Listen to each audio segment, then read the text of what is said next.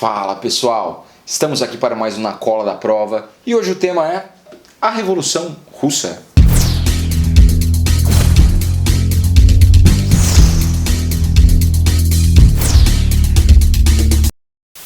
Em 1917 aconteceu uma revolução que vai redefinir completamente a geopolítica no século XX e vai deixar o mundo à beira de uma destruição completa. Para a gente compreender o que levou a essa revolução e as suas consequências, a gente tem que voltar um pouco no tempo, ali no século XIX.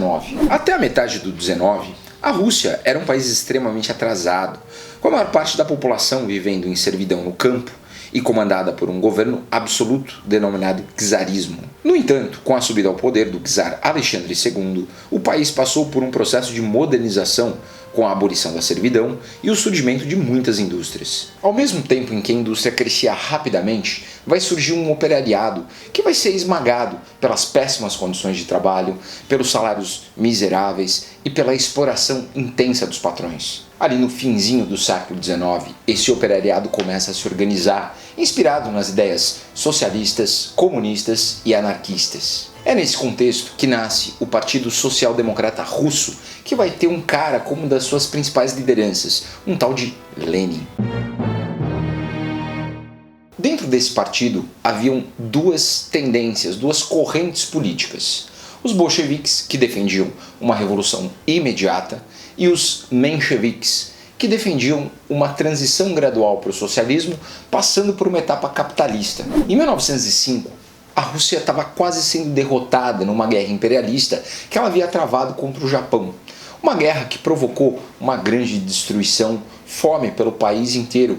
E o povo se levantou contra essa política expansionista do czar. Protestos estouraram por todo o país. E na capital, em São Petersburgo, Nicolau II mandou a sua guarda pessoal massacrar os manifestantes num episódio conhecido como o Domingo Sangrento.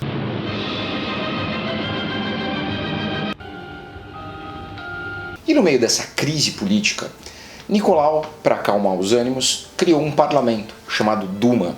A ideia era dividir o poder, pelo menos uma parte dele, com a burguesia, com a nobreza.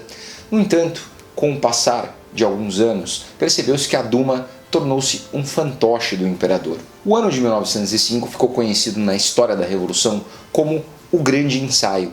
Nesse momento, algumas pessoas se juntaram e começaram a formar comitês, tanto no campo quanto na cidade. Esses comitês ficaram conhecidos como os soviets. Guarda esse termo, porque ele vai reaparecer daqui a pouco. Nos anos que se seguiram, as condições do povo não melhoraram. E não demorou muito para a Rússia se meter num novo conflito, a Primeira Guerra Mundial. E a gente já fez um vídeo aqui sobre a Primeira Guerra Mundial. Para você lembrar, clica aqui no card. Durante esse conflito, a fome, a miséria e a quantidade monstruosa de mortos levou novamente o czar a enfrentar protestos, muitos protestos. Só que dessa vez, além do povo, o czar ele perdeu também uma parte da burguesia e do exército. E pior, ele estava perdendo também uma parte da nobreza, que estava bem irritada com o fato de que uma figura estranha chamada Rasputin tinha se tornado o guru, o pensador, o conselheiro de Nicolau II. E finalmente, diante da crise generalizada, em fevereiro de 1917, esses grupos que a gente citou aqui anteriormente vão se juntar e vão por fim, de uma vez por todas com o czarismo, decretando todo o poder à Duma. O parlamento passa a governar o país. No entanto, eles decidem continuar na guerra. A guerra que todo mundo estava cansado, ninguém aguentava mais. E eis que surge Lenin com seus bolcheviques e seu manifesto de abril, clamando por paz, pão e vodka. Vodka, vodka e terra.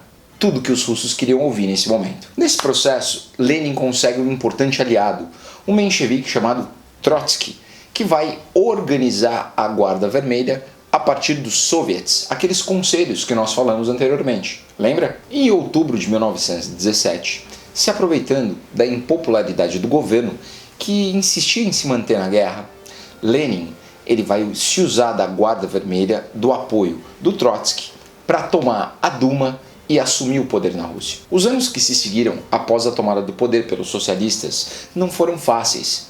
houve uma contra-revolução. Foi formado um exército de apoiadores do antigo regime que queriam retomar o controle da Rússia. No final, os socialistas venceram.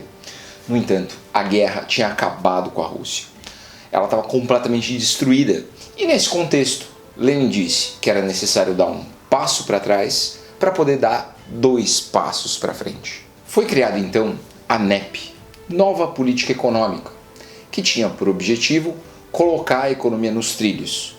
A ideia era implementar o socialismo, porém com alguns elementos capitalistas para recuperar a economia russa. Com a morte de Lenin em 1924, começou uma luta pelo poder dentro do partido bolchevique.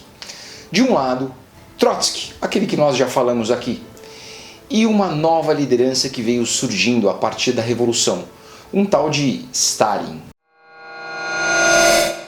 Essa luta pelo poder ela foi sangrenta. Morte dos dois lados, do grupo de Stalin e do grupo do Trotsky. E depois de 4 anos, teremos um vitorioso, Stalin. A Rússia vai viver 25 anos de stalinismo, que vai transformar completamente esse país, que é quase um continente, transformá-lo numa potência mundial e alterar a geopolítica do século XX. Mas essa nova geopolítica a gente vai falar num outro vídeo. Tá ok? Pessoal, obrigado por acompanhar mais um vídeo na cola da prova. Não se esqueçam de se inscrever no canal, de assinar lá ali, apertar o botãozinho do sininho para acompanhar as novidades. Tudo bem? Valeu e até o próximo vídeo.